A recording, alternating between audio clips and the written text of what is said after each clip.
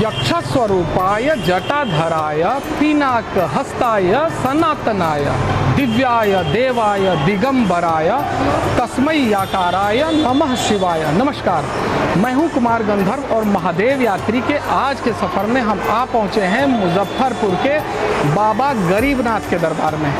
आइए दर्शन करते हैं और जानते हैं उनसे जुड़े हुए रहस्यों को। नमः पार्वती पतये हर हर महादेव।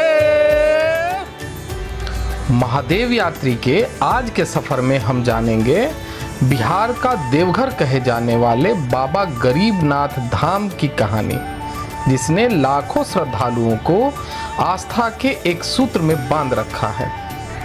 आज इस स्थान पर भव्य मंदिर दिखाई देता है, लेकिन कई वर्षों पहले यहाँ घना जंगल हुआ करता था। आसपास के लोग लकड़ी काटने और पशुओं को चराने के लिए इस क्षेत्र में आते थे।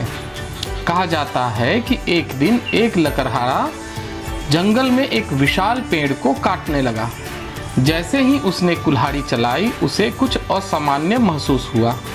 पेड़ के नीचे जमीन के भीतर एक पत्थर जैसा आकार दिखाई दिया। जब लोगों ने उस स्थान को ध्यान से देखा तो वहां एक स्वयंभू शिवलिंग प्रकट हुआ। यह समाचार धीरे धीरे पूरे इलाके में फैल गया। लोगों ने इसे भगवान शिव का चमत्कार माना और उस स्थान पर पूजा अर्चना शुरू कर दी।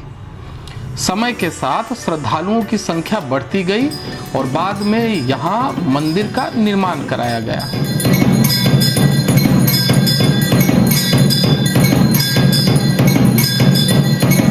देखिए, ये गरीबनाथ है और ये मनोकामना लिंग है और भगवान सबकी मनोकामना करते हैं। बाबा गरीबनाथ के यहाँ सबसे अधिक सत्यनारायण पूजन होती है। लगभग ये 300 साल पुरानी मंदिर है और बाबा के यहाँ सब कोई आता है, जो भी कामना करता है बाबा सबकी मनोकामना पूर्ण करते हैं। ये गरीबों का नाथ है, गरीबनाथ है। बड़ी दूर दूर से लोग आते हैं। माने ऐसे तो यूपी, बिहार, बंगाल, उड़ीसा, बगल में नेपाल है, वहाँ से भूटान से सब जगह से लोग आते हैं और अपनी मनोकामना को लेके आते हैं। यहाँ सबसे अधिक सावन मार्च में होती है। लगभग 30 से 40 लाख कंवरिये यहाँ से 80 किलोमीटर दूर जाके गंगा के तट से गंगा जल लेके आते हैं और बाबा को जल चढ़ाते हैं।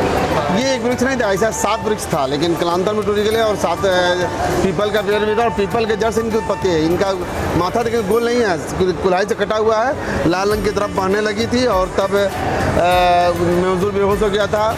तो जब जमीन जो जिनका ज़मीन था वो उनको बताया गया कि भाई ऐसी लाल की तरफ निकल रही है, तो बोला जैसे छोड़ दीजिए। रात्रि में उनको सपना जब मुझे बाहर निकल मेरा मंदिर बना, तो वो थोड़ी सी ज़मीन देकर लगभग 500 स्क्वायर फीट में ज़मीन देकर और उसके छोटा सा 3 किसी का मंदिर बना। और उसके बाद प्रथम हमारा दादाजी के दादाजी यहाँ के पुजारी नियुक्त हुए और तय समय चले। मैं यहाँ 5वीं पुस्त। स्थानीय लोगों का विश्वास है कि भगवान शिव यहाँ विशेष रूप से गरीब, दुखी और जरूरतमंद लोगों की पुकार सुनते हैं।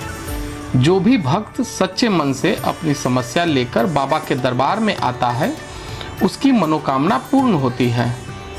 इसी विश्वास के साथ लोगों ने भगवान शिव को गरीबों के नाथ यानी गरीबनाथ के नाम से पुकारना शुरू किया और यही नाम पूरे देश में प्रसिद्ध हो गया।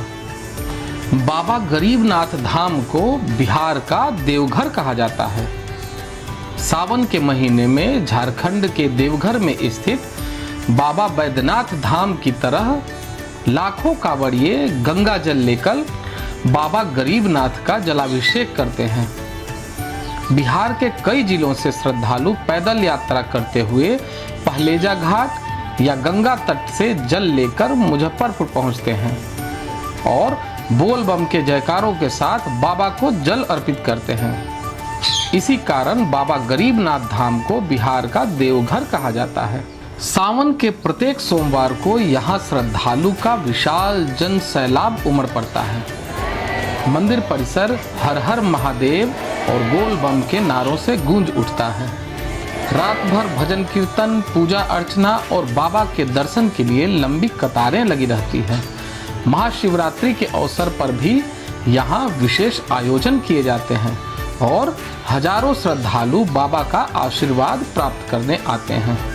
भक्तों का मानना है कि बाबा गरीबनाथ के दरबार से कोई भी खाली हाथ नहीं लौटता। विवाह, संतान प्राप्ति, स्वास्थ्य, रोजगार और जीवन की कठिनाइयों से मुक्ति के लिए लोग यहाँ आकर प्रार्थना करते हैं।